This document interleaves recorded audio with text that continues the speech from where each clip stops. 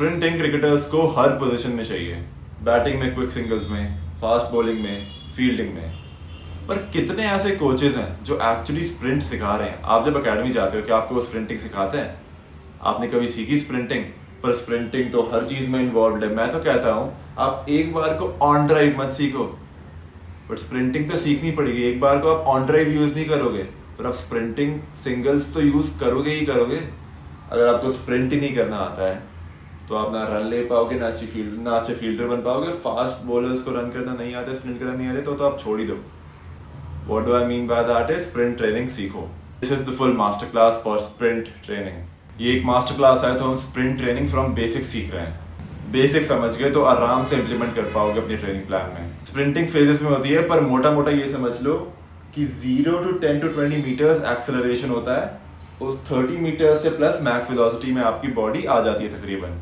Cricket mostly सिर्फ acceleration में होता है, क्योंकि आप रेयरली कभी 30 मीटर्स प्लस से प्लस भागते हो। रन ले रहे हो तो भी 20 मीटर के अंदर है। फास्ट बॉलर्स का रन अप ऑलमोस्ट एवरीबॉडी का 30 से तो कम ही होता है, 30 मीटर से तो कम ही होता है। और फील्डिंग में भी आप इतना कर रहे हो। तो क्रिकेट मोस्टली एक्सेलरेशन ही होता है। क्रिकेट इस जोन में खेला जाता है। तभी जो आप लॉन्ग रनिंग करते रहते हो पूरा दिन या जनरल फिटनेस करते रहते हो, उसका डायरेक्ट एप्लीकेशन नहीं है।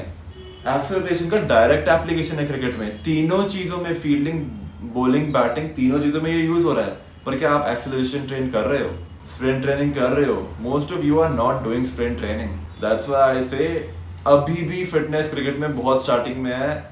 You have an unfair advantage, use it. Now back to the point, how to train sprinting. जल्दी से एग्जांपल्स देख लो। Why cricket lives in acceleration. Run up, singles या डबल्स लोगे तो भी एक्सेलरेशन फेज में ही रहोगे, क्योंकि एक बार में 15 से 20 मीटर स्प्रिंट लगा रहे हो। अगर डबल भी ले रहे हो तो रुक के वापस स्प्रिंट लगा रहे हो ना, तो वापस एक्सेलरेशन में ही रहोगे।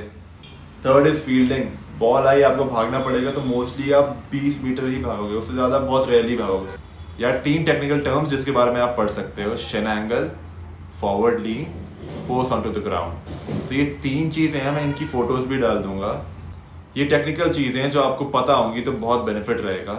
Instead of relying on basic cues like सिर्फ तेज भागो, rely on actual cues like this.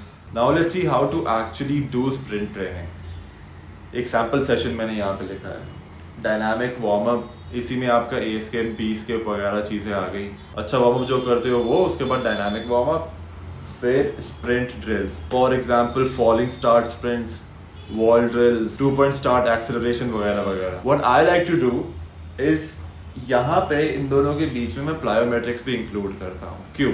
अब कई लोग बोलेंगे प्लायोमेट्रिक्स इसके साथ क्यों इंक्लूड कर रहे हो, नर्वस सिस्टम वैसे ही बहुत थक जाता है, फटीग हो जाता है। बट क्रिकेटर्स यार वैसे ही बहुत सारे सेशंस करते हैं, उनके पास वैसे ही टाइम नहीं है। तो अगर आप ये सेशन कर रहे हो तो it will be good, because your nervous system is fresh before this.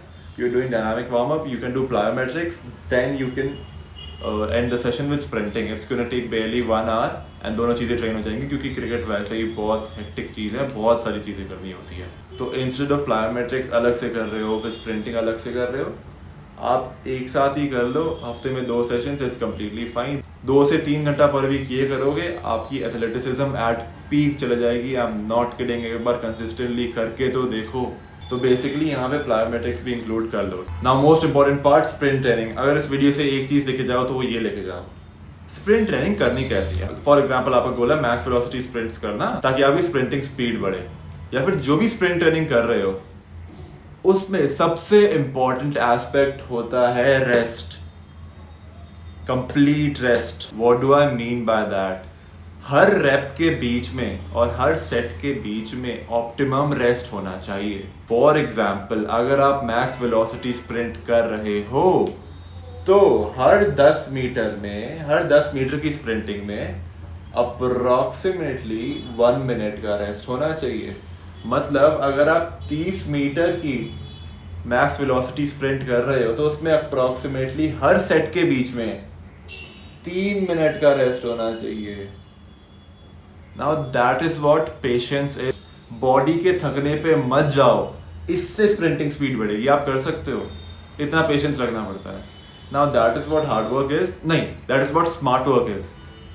आपकी स्प्रिंटिंग स्पीड बढ़ जाएगी, एथलेटिसिज्म बहुत पीक पे चले जाएगी। आप मैक्स वेलोसिटी स्प्रिंट करके तो देखो, 8 हफ्ता या 12 हफ्ता, आई एम नॉट किडिंग, 2 घंटा देना है पूरे हफ्ते में इस चीज को, 2 सेशन कर लो, 2 से 3 सेशन कर लो इसके, आप कंप्लीटली चेंज हो जाओगे।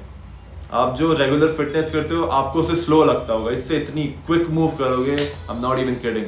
और एक्सेलरेशन पे भी काम करना है, वो स्प्रिंटिंग ड्रिल्स में ही आ गया। मैंने एक प्लायोमेट्रिक्स का फ्री गाइड बनाया है, so check the description box for the free link. Type की स्प्रिंटिंग कर रहे हो, सबसे